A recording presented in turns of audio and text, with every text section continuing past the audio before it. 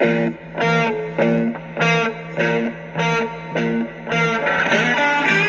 listening to 50 Pirates in 50 Days on the Sports Objective Podcast. A new era of East Carolina football is here and will begin on August 31st when Mike Houston leads the Pirates into action at NC State. Between now and then, join us for a daily trip down memory lane as we experience Pirate football through the words of the men who made those memorable moments happen. Here's your host, Bubba Rosenbaum. Welcome into the Sports Objective Podcast as we continue on with our 50 Pirates in 50 Days series. And today we're very excited to be talking to a guy that played for the Pirates and coached for the Pirates. He played for ECU from 2003 to 2006, and then also served 3 years on Ruff and McNeil's staff. So welcome into the program, Kyle Chase. How's it going, man? I'm excited to be here. I really appreciate you doing this with me, man. Absolutely. We appreciate your time. It's going to be fun talking about your time in the purple and gold, both playing and coaching. And so I know you were from the Atlanta area, Cedar Grove High School, if I'm not mistaken. So take us back to, I guess, 2002, 2003, and talk about your recruitment to ECU prior to the first year of the John Thompson era. That's fun. That's funny. That's what we start off with, because just today I was riding in the truck with my son, Casey, and we were just talking about football a little bit, and he was asking me how much did I play at ECU, and the first thing I let him read was my high school career. So being at Cedar Grove, which is now a fantastic program, the Cedar Grove is back in Ellenwood, Georgia. They are now putting out kids to Alabama, Auburn, South Carolina. They got a quarterback over at Oklahoma State. I mean, it's crazy now, but my recruitment was kind of a funny situation coming out of Cedar Grove, because going into the last week of January, I had no real major offers. My only D1 offer was from the University of Ohio, and I chose not to even take a trip out that way. And then, like the last week of January, Coach Thompson got hired. They sent Coach Tate out to recruit me in Georgia. As soon as he came to the house, he offered me a scholarship and invited me up. And when I came up, man, I just fell in love with Greenville, fell in love with everything East Carolina had to offer. And I think I was more committed to the school than I actually was to the coaching staff, I should say, because the town and the school was just such a lovely invite that I was just excited to be part of the Greenville Nation. That's one of those things I wanted to ask you. I know during that time with your recruitment, how much did you hear about your size? You're only 5'8", I believe is what you were listed as. So how much did you hear that from coaches or that sort of thing? Yeah, I think it played a major role in me not being recruited as much by the other major D1 schools. I mean, like, we had kids that was, even in my class, commit to UNC, kids that committed to Auburn University the year before me. And when they came in, that was one of the things that coaches said, that they felt I was just too small to play on that level. So I have been hearing that a lot, but I was just thankful that John Thompson and his staff took a chance on me and offered me a scholarship. That's what I remember seeing your highlight video for the first time, I guess, in February of 2003 when that was put out there on YouTube or social media. And I guess back in that time, I'm trying to remember how I would have probably seen it the first time, but I remember just seeing, like, man, this guy hits people. That was the biggest thing that stood out. You were all over the field and just laying people out. Man, and I felt like I was able to do it in high school, and I felt like that was going to be a challenge for me coming to college. But I realized that if I continue to work hard in the weight room and stick to who I am and what I do best, that I'll be all right. And it did pay off for me during my 4 years at ECU.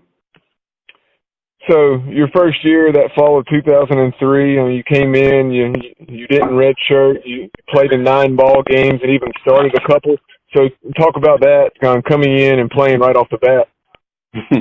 Well, I'm going to tell you the reason why. It was an 11-game season, But the reason why it was only 9 games that I played in, I actually was suspended for the first 2 games of the season. I was telling my son Casey that today. I actually the first 2 games of the season I was actually suspended for. I missed the trip to Cincinnati in our first game of the season. I can't remember who we played the second game, but I was suspended for that one as well. I think it was a home game against West Virginia, if I'm not mistaken. Yep, exactly. Exactly. It sure was. And he was like, Dad, why you got suspended? What happened?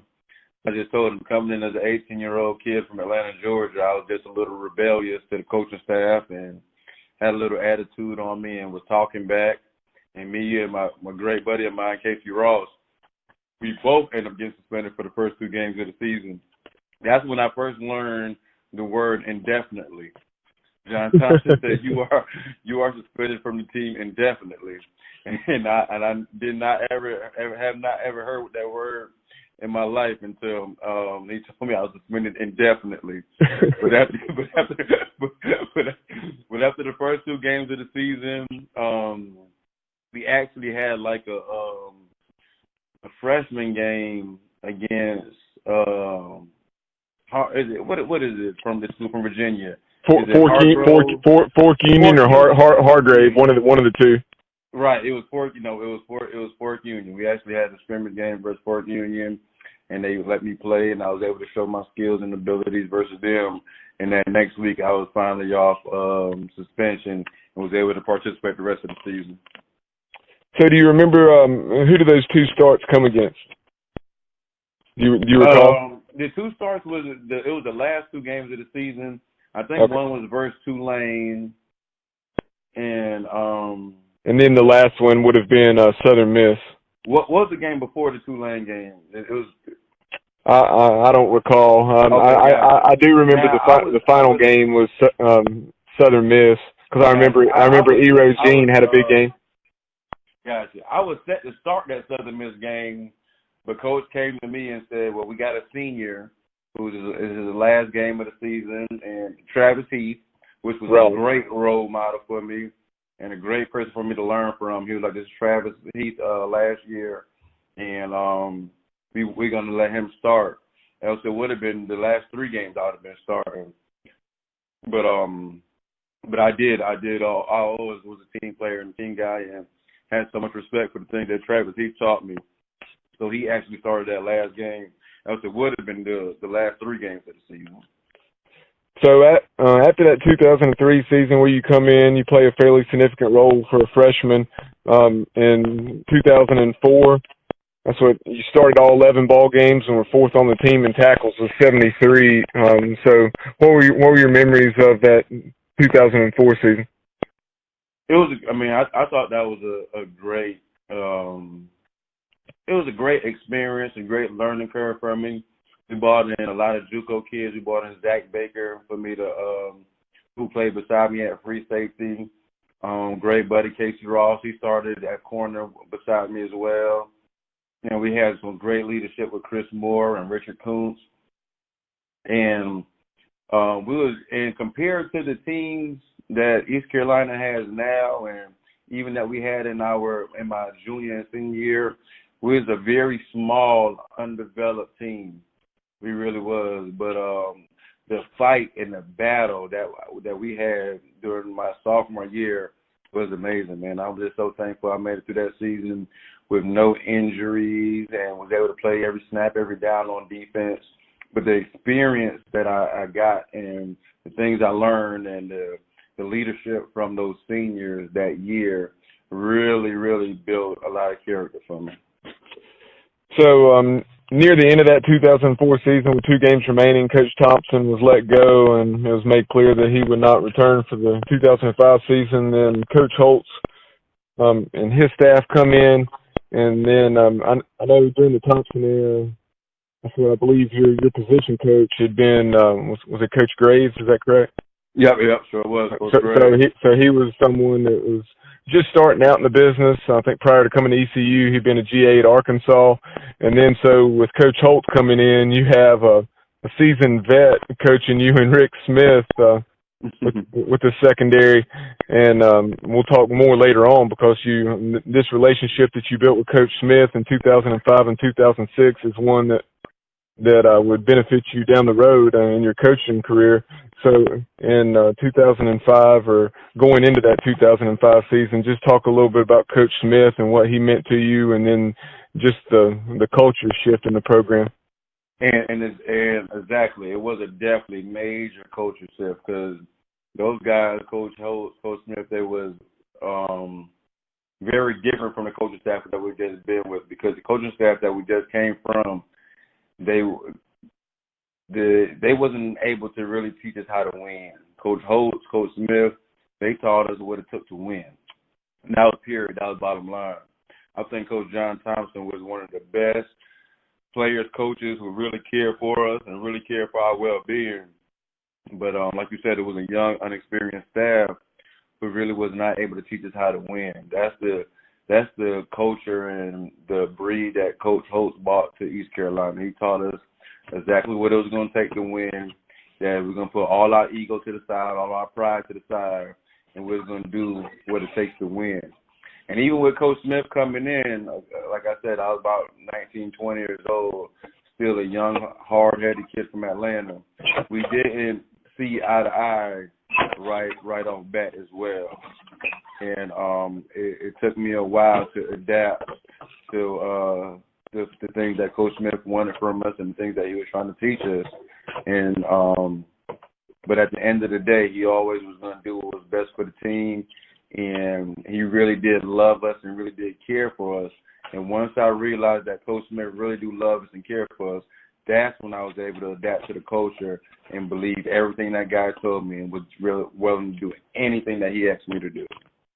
And that's one of the things, as you can attest, with Coach Smith, there was no gray area, that's for sure. Yeah, definitely. And I loved it about him, man. He wasn't biased at all, man. He treated every kid the same, and that's where I learned the motto that I use today when I'm coaching. He's not going to treat every kid the same, but he always going to treat every kid fairly. And I totally love that and appreciate that about him. No doubt about it. And that's one of those things with Coach Smith. That's what not to dwell too much on the past, because I really feel confident about where our program's headed now.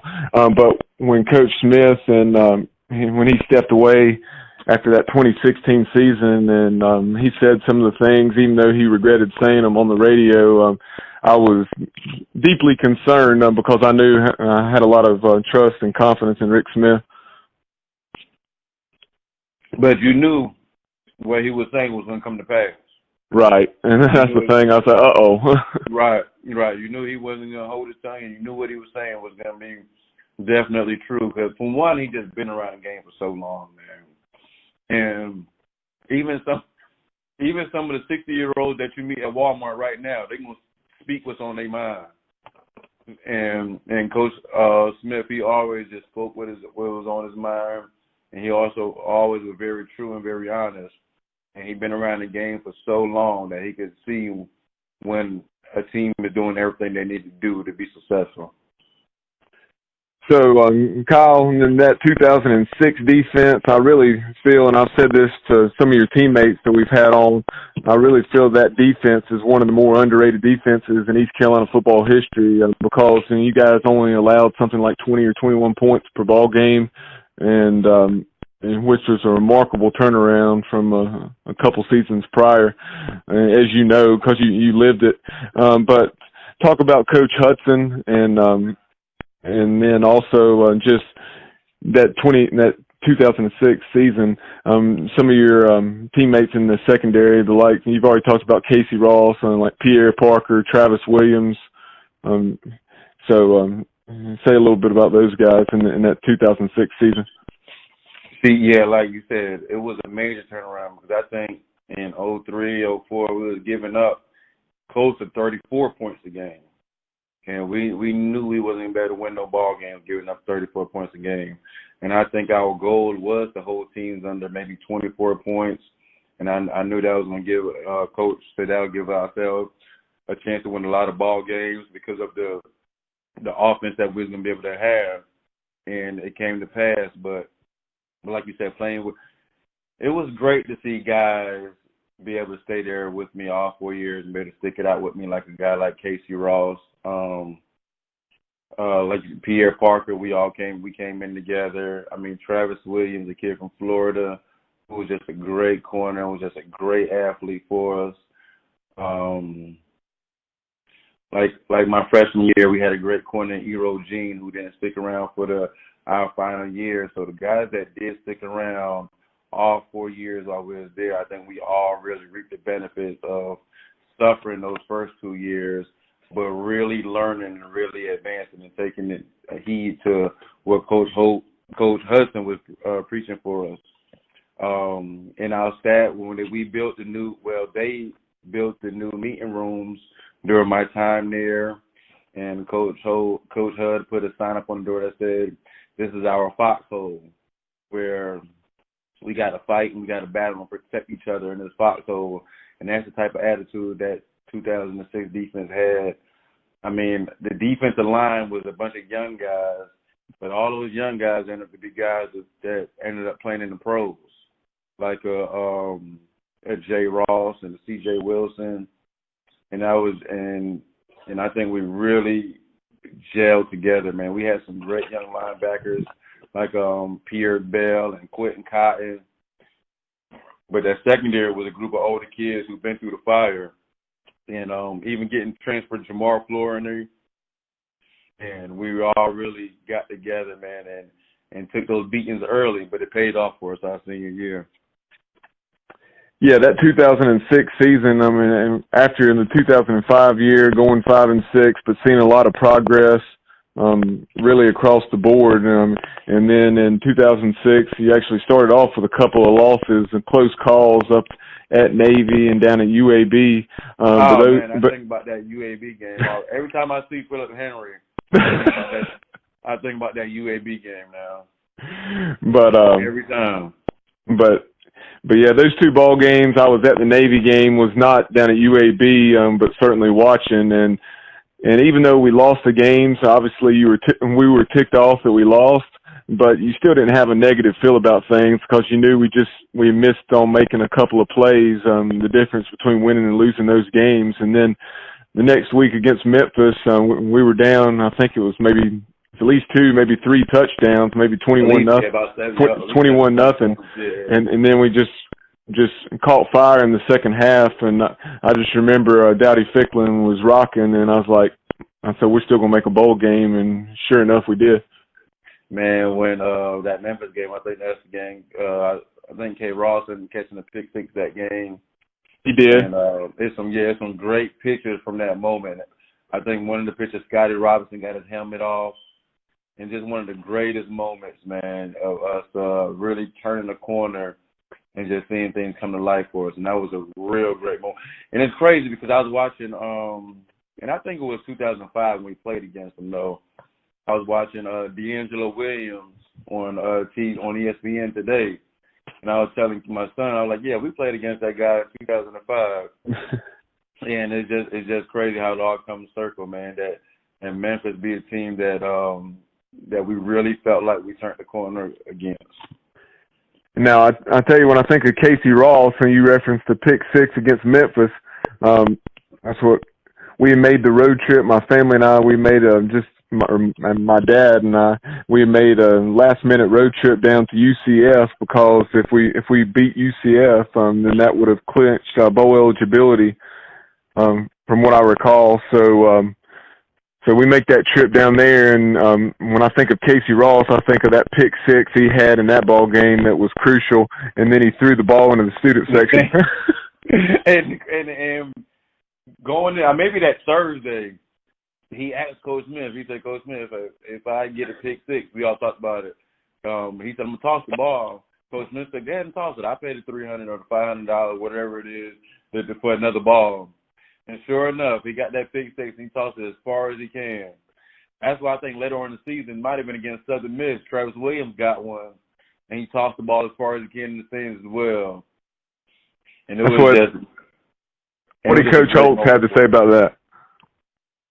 Oh, of course he ripped. Of course he ripped. Yeah, he ripped us for. But my dog, Coach Smith, man, who was a man of his word, he stood up for us every bit of it. Okay, that's what I was going to ask you. Yep, he stood up for us every bit of it, and I told him, they get a pick six, throw it in. You definitely throw it in there. I'll pay for the ball. He'll be worth it. So, Kyle, do you have a favorite game or a favorite memory or two from your time as a player at ECU?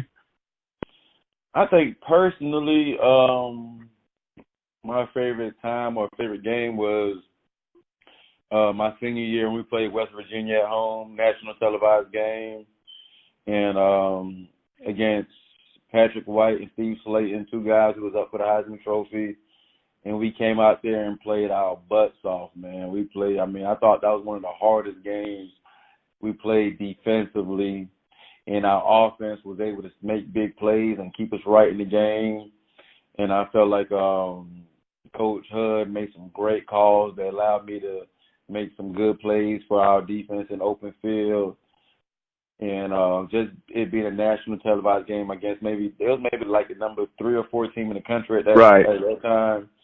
I think, man, the effort that we showed that day, and those guys, Patrick White, Steve Slayton, those guys coming up to us at the end of the game and told us how tough we was, how hard we played, how underrated we are, and how much noise was in Dowdy Ficklin. I think that was one of the greatest moments for me while I was there. Another great moment would be when we beat NC State at NC State, the last regular season game of the year. That was definitely another great moment for us.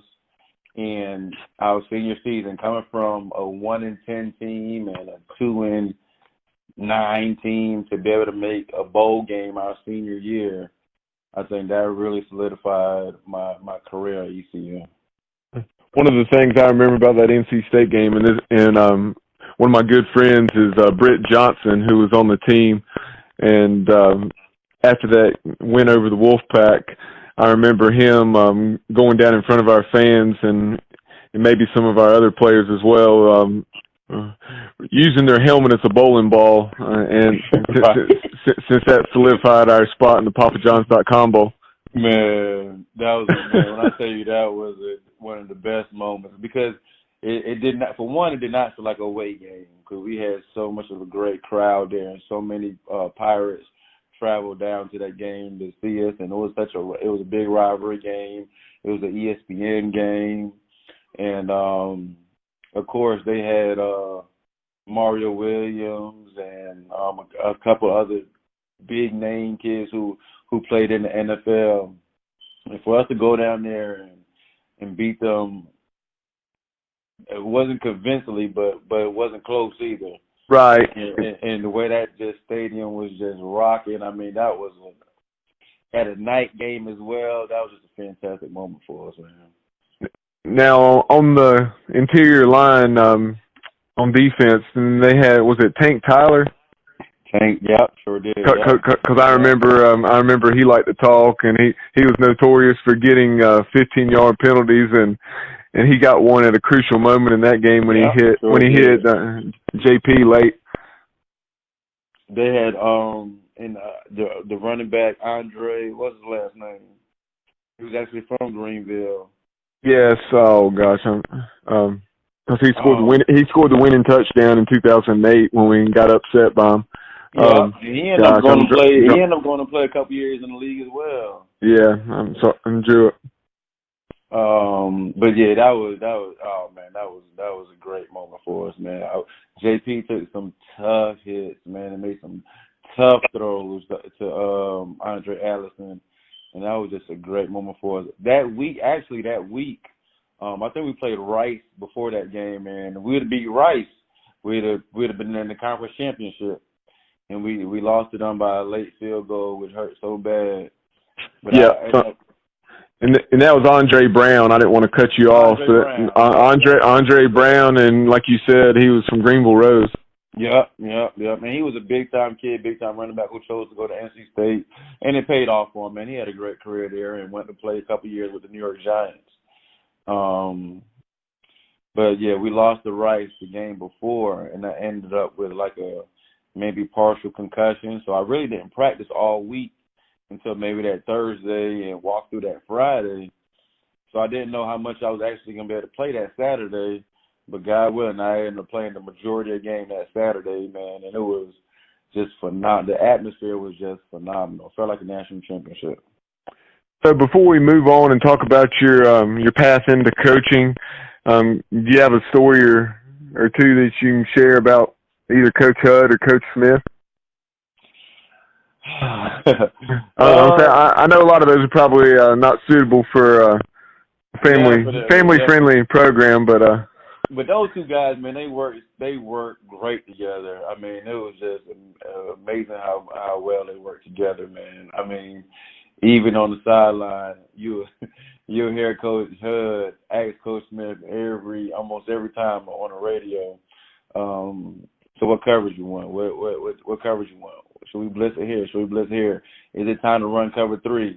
And Coach Smith would just tell him, "Nah, just be patient. Nah, just be patient. It ain't time to go cover 3 yet. Nah, just be patient."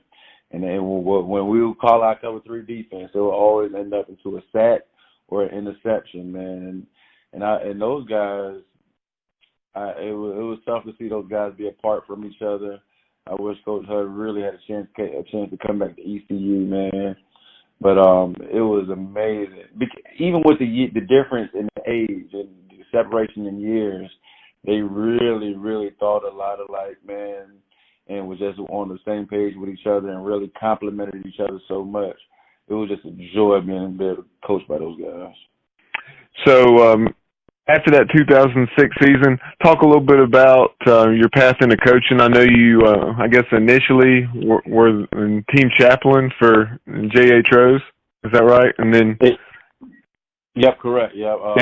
And then after that, went on to South Central. So talk a little bit about your high school experience, and then, like I referenced earlier, that relationship with Rick Smith and how that relationship with Coach Smith led you to ECU. Man, so definitely after the 06 season, I actually stuck around ECU, and I graduated in 2007. I was able to be like a team mentor and leader of community service for the football program as an internship for my official senior academic year. So I was able to be around the football program for that 2007 season, which was amazing.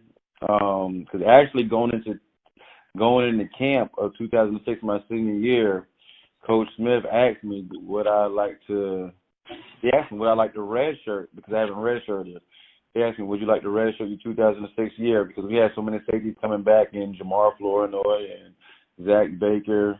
So he offered me the chance to redshirt and be able to come back as a senior captain and leader for the 07 season. But I said I got to go out with my guys that I came in with. So I chose to play my 06 year. So academically, I graduated in 07. I was able to be a team mentor and leader of community service, where we led the conference in community service hours for the first time ever at ECU. And then I didn't even really think about high school coaching at all until a guy that I was working for, man, a great mentor of mine, Barry Dixon. He asked me to help him out being a team chaplain with J.H. Rose. And Coach Ty Light, he knew my background of coaching football, playing football at ECU. And they also had, I think they already had Will Bland there as well, who played receiver with us at ECU. And he asked me would I help out with the DBs. So I went from being a team chaplain and helping out with the DBs to being a defensive back coach at J.H. Rose and building a great relationship with those kids. That 1 year there, and I still have so many great experiences, and those guys still look up to me, still call me, reach out to me, and tell me how much I affected their lives that 1 year at J.H. Rose. And then I went over to South Central with Walt Davis was the head coach there. But Tim Carter, who was our graduate assistant, he got hired at South Central coaching defense as well. So I did 1 year with Walt Davis, and when Coach Tim Carter became the head coach, I became the defense coordinator for the varsity program. And lo and behold, that's when Coach Smith got hired to come back and be the defense coordinator at ECU. And he told me this himself, and I truly believe it, man. One of the first calls he made when he was putting the staff together was to Coach Carter and asked him about how would he feel if I was able to go up there and help him coach at East Carolina, because he definitely wanted a familiar face over there with him. And Coach Carter gave me his blessing, and Coach Smith was really serious and dedicated to having me up there. They made some things happen and switched some things around so I could be a graduate assistant with the program. And it was just such a blessing for me being back in the purple and gold and being back up there with Coach Smith. So the 2013 season, I guess you were actually a student assistant, and then the last 2 years in 2014 and 15, you were GA. Is that right? Yeah, that is, and that's one of the sacrifices that I really had to make, man, because I think it was a deal where there wasn't no graduate assistant position open at that time, but they had a great young coach in Trip Weaver, who they knew eventually would be getting a position job. And they said the only thing you could do right now is be a student assistant. And I made that sacrifice, and it only lasted for one semester where I was taking graduate classes and just had to volunteer. Had to volunteer as a student assistant. And after that 2013 season, by that December, Trip Weaver, he got his first position job with Citadel, and they moved me right into that GA role, and I was just so blessed and thankful for it. Kind of a side note, you mentioned the name Trip Weaver. He's someone that he had a previous relationship with Coach Houston, I want to say, maybe even from T.C. Robertson High School up in the mountains, and then he had like you said, got in that position down in the Citadel, I believe is when Coach Houston was there, and then was also up at JMU with him, and now trips at Western Carolina. The last I heard. Yep, he is, and he got such a great relationship with Coach Wiley, who was the linebacker coach at ECU during Coach Smith's time there when he was a defense coordinator. Coach Wiley is now the defense coordinator at Western Carolina. And Tripp chose to go out there and coach with him and continue to be under his wing. And I think that was a decision that Tripp made just because of his relationship with Coach Wiley. I know that when Coach Houston came back to ECU, I know Tripp might have maybe second thought leaving JMU at the time just because his love and passion for wanting to be at East Carolina. So those 3 seasons you spent on Coach Smith's defensive staff at ECU from 2013 to 2015, talk a little bit about that from the standpoint of having played for him. How was it as far as coaching together? I'm sure a lot of times you guys were thinking the same thing before you even communicated. It was. And now, one thing about Coach Smith, he is so detailed in everything that he do. He's very detailed, very old school. So when he get there at 6 o'clock in the morning, he expects for you to be there at 6 o'clock in the morning, even if we just the only 2 there.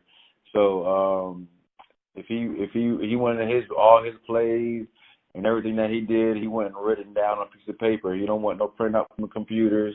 He's an old school type of guy. So that was right. That was kind of different way to do things, but he wanted everything very, very detailed. He looked at the smallest percentage. He looked at the smallest percentages, and he paid attention to the smallest detail. That's when I learned more about if this guy's foot is up, what type of route you might expect, and he studied every offensive lineman and every position the running back is in. I learned so much just from the coaching standpoint from working with him. But those 3 years, they allowed me to build a great relationship also with Coach Ruff and McNeil, man. It was it was unbelievable working with Coach Ruff McNeil, man. He was just such a family-oriented guy and preached nothing but family. And that's when my son Kason, it was just him, and he was able to come up there with me. And he spent countless hours with Coach Ruff just in his office, watching film, talking ball, and just talking school and talking life. That my son Kason asks about Coach Ruff maybe once a week to this point right now. Yeah, that's what when everything that happened with Coach Ruff in December of 2015. That's when I know. I mean, just knowing Coach Ruff from a distance and what folks thought of him and what I thought of him as our head coach. And when that happened, and I found out that day at work, when I was teaching class, needless to say, I was pretty ticked off, to say the least. And I can only imagine how you felt. Oh man, and I'm as a GA, I was just sitting in my computer, and the way we all found out was via email. Just in the middle of the day, and I thought that was one of the most disrespectful things you could do. For one, to a guy that's a pirate. For two, a guy that sacrificed so much for East Carolina to let his staff and let people know via email that you were not going to retain him for the upcoming season. I just It was just such a hurtful thing, man, and I'm not going to say stressful situation, a stressful thing, because I feel like everything does happen for a reason, but it was just such a difficult time, man, for Pirate Nation and for us as a coaching staff and us as a family. Right, and that's the thing. I mean, I didn't agree with the move, but you could at least, even if you didn't agree with it and you're still upset about it, obviously, you could have at least respected it had the powers that be at the time been man enough to handle it in the right way and allow Coach Ruff to address the team and deal with it face to face instead of through an email. That's just ridiculous.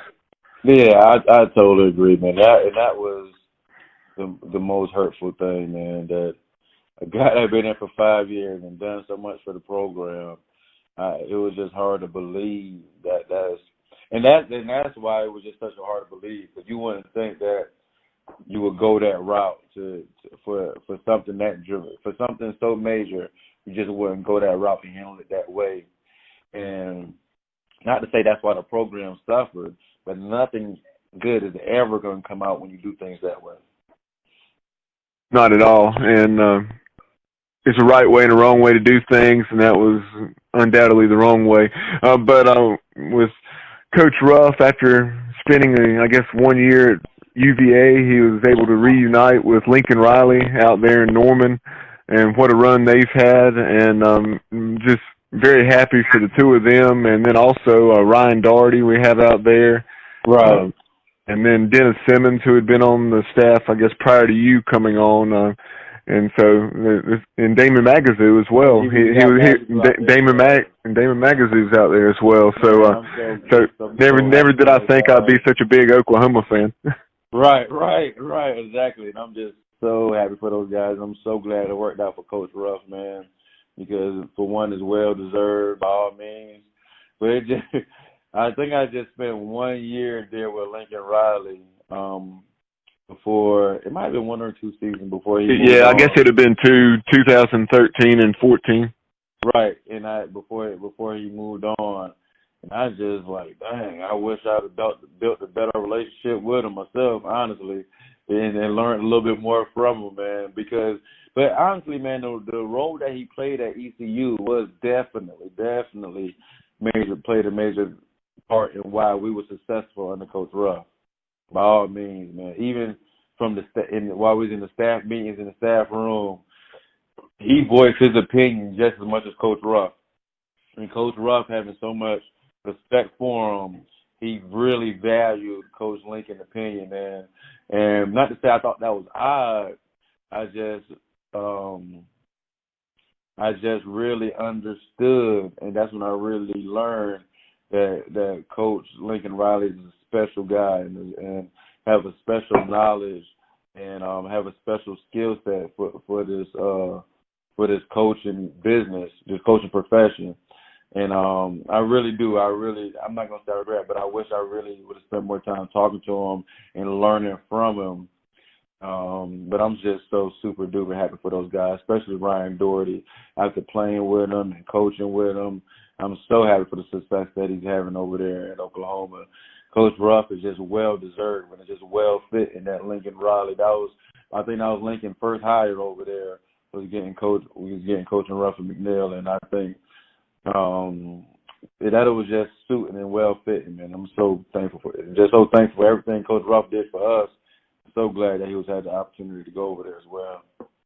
That's one of those things, Kyle. People could spin that a different way or two as far as what you're saying regarding Lincoln's input.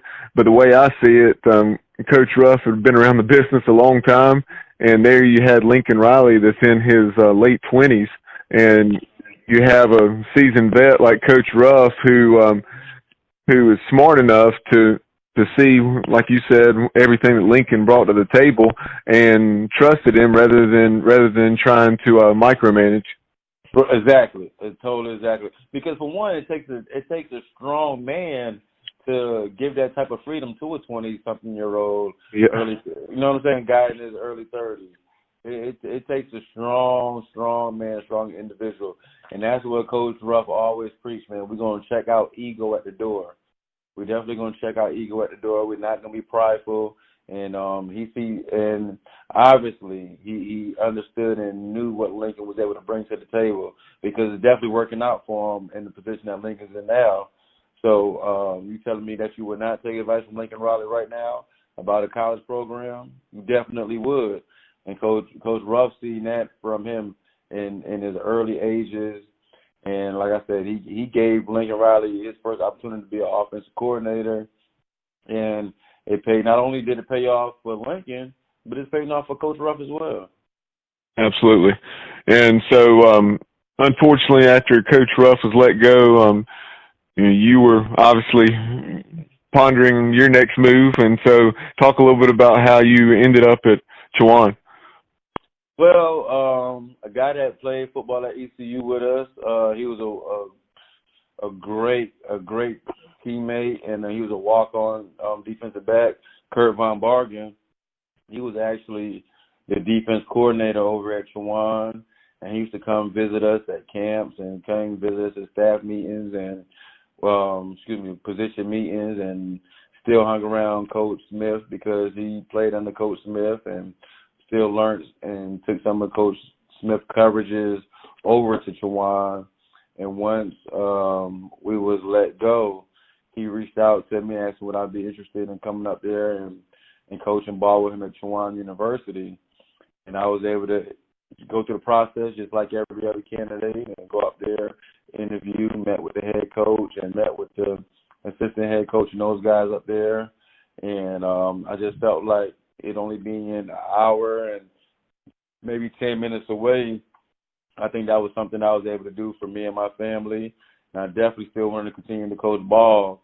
And it really, really did work out for me. And I was so thankful that I had that relationship with Coach Von Bargen, and he really thought enough of me to recommend me for that position. And I think it really worked out. And you were coaching the secondary and then also recruiting coordinator, is that correct? It was, yes, sir. I was the recruiting coordinator. That was my first year there, and we was able to assign an amazing class while I was there. We finished 6-4, which is the best record in Chowan football history. My first year there. I mean, the defense was we averaged maybe about 8 points less than we averaged the previous year where they only won 4 games. We was able to recruit some great kids that was able to stay there 3-4 years and who was just now graduating. And that usually don't happen in a D2 university where kids be there for 3-4 years, be there for 4 years and graduate. for one, we usually go D2 schools usually go against go and get a lot of JUCO kids and transfer kids. But we was able to recruit some great high school kids who was able to be in the program for 4 years, which I think makes a D2 program all the more better when you can keep kids there for 4 years and be able to graduate. And I had a great time, phenomenal time up there coaching with those guys. And I was real thankful for that opportunity. So after Chowan, tell everyone what you did.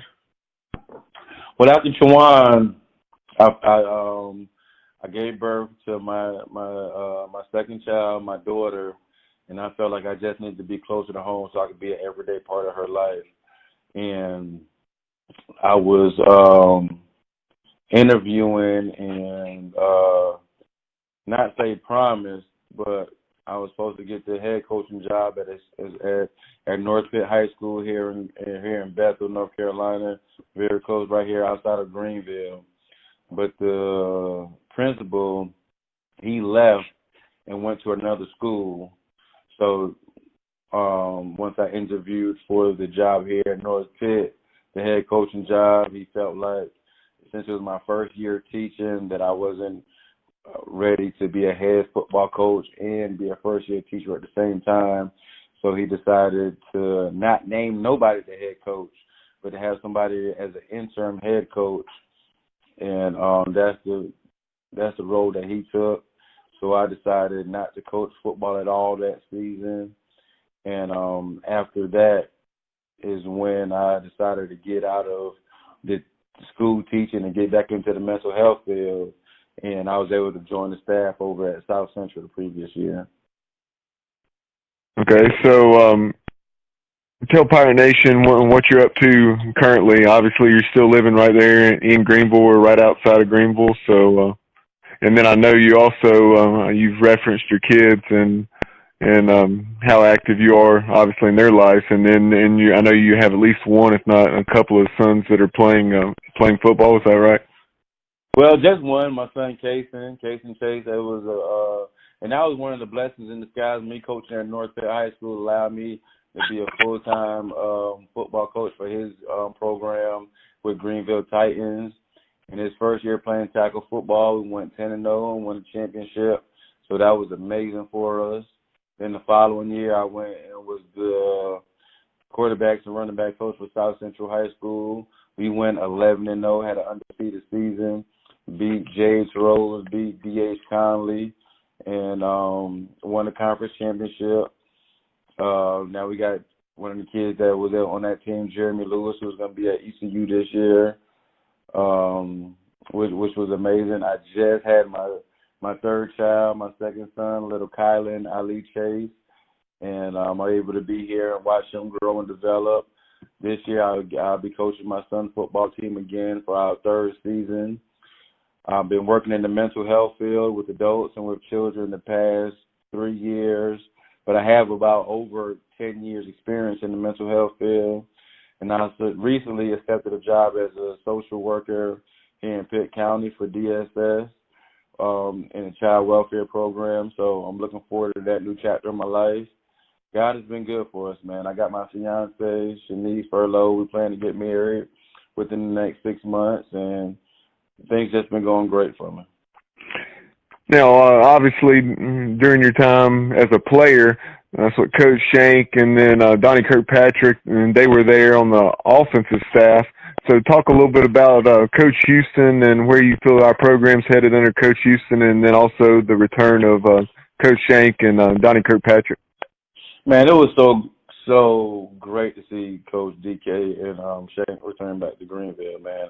I'm so happy and so proud that Coach DK was able to go have the success that he had over at JMU. I think it was only fitting for him, man, because he always been a great guy and always been a great coach.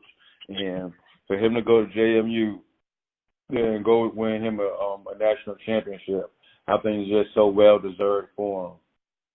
But those guys, him, DK, and Coach Shank, and also Coach Dahl, who returned back to Greenville. He was on the coaching staff when I was there as well. For him to be back and and with Pirate Nation, and I think that's major for us.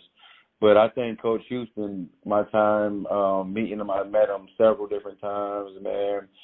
Very great stand-up guy. But I've been around to a lot of the practices. I was there for spring practice. I think he's just teaching hard-nosed, blue-collar football and getting back to what ECU really is about.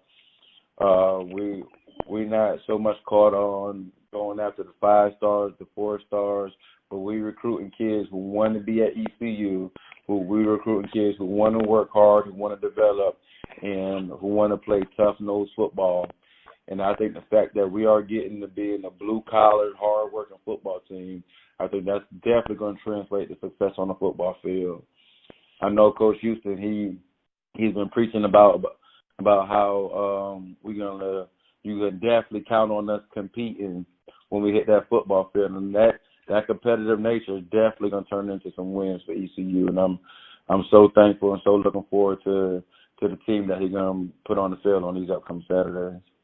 I definitely agree. I think I see a lot of parallels, like back in 2004, going into that 2005 season under Coach Holtz and staff. I really think in terms of the increased emphasis on physicality, like you just referenced, and I just think I really think we're going to be competitive this year, and that we're going to see a different brand of football than what we've seen the last few seasons.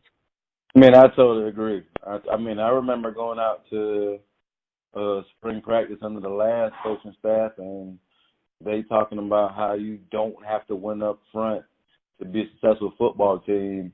And I just thought hearing that was complete opposite of what East Carolina football is. And everything that requires winning start up front with the offensive line and defensive line. And that's exactly what Coach Houston is preaching, man. They are preaching hard work. They are preaching tackling the right way, practicing the right way, having a winning mindset, thinking positive and having positive things happen for you.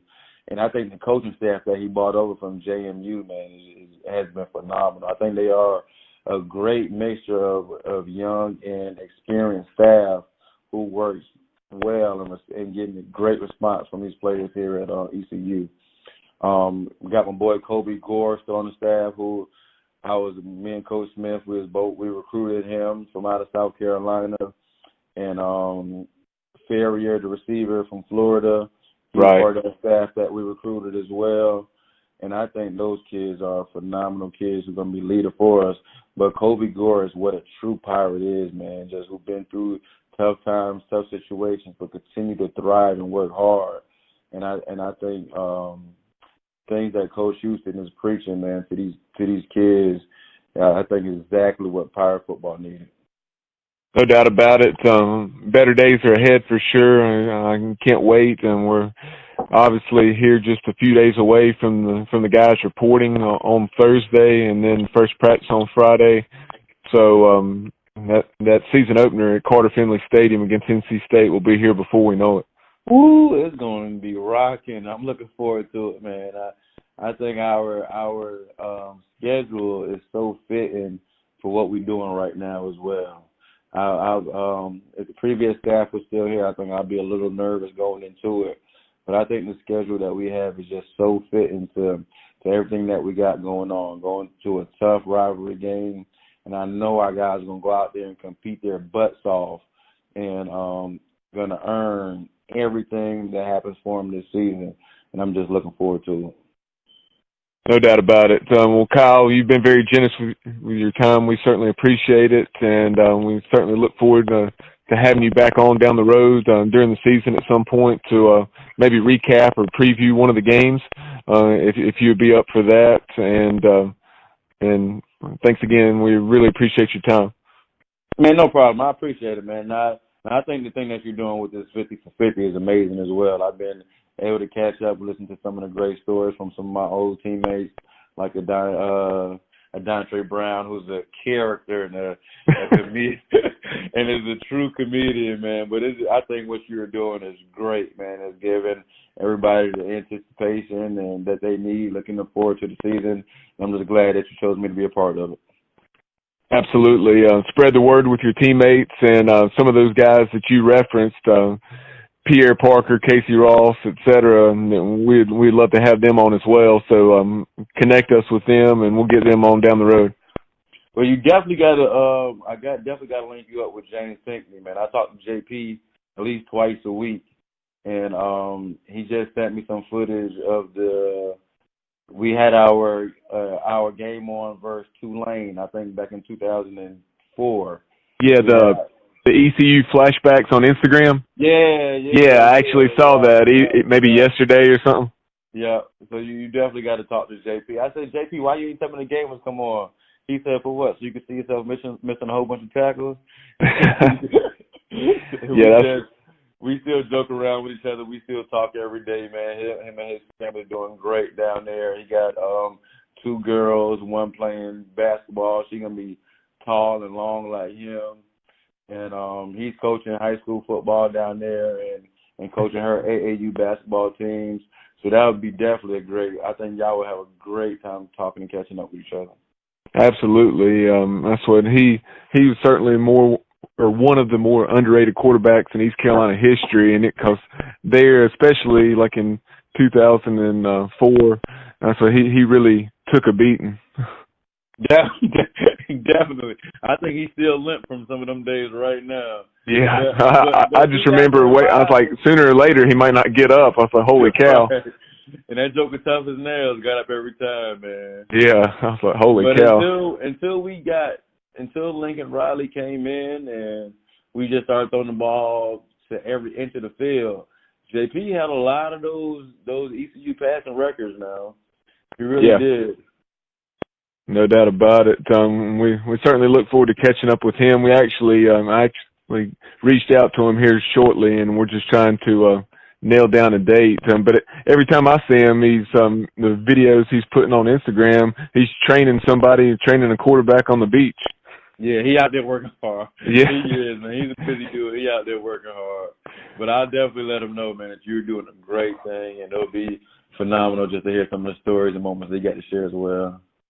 All right, sounds great. Enjoy what's left of summer, and here's to a lot of Pirate victories this fall. Pirate Nation, that is Kyle Chase.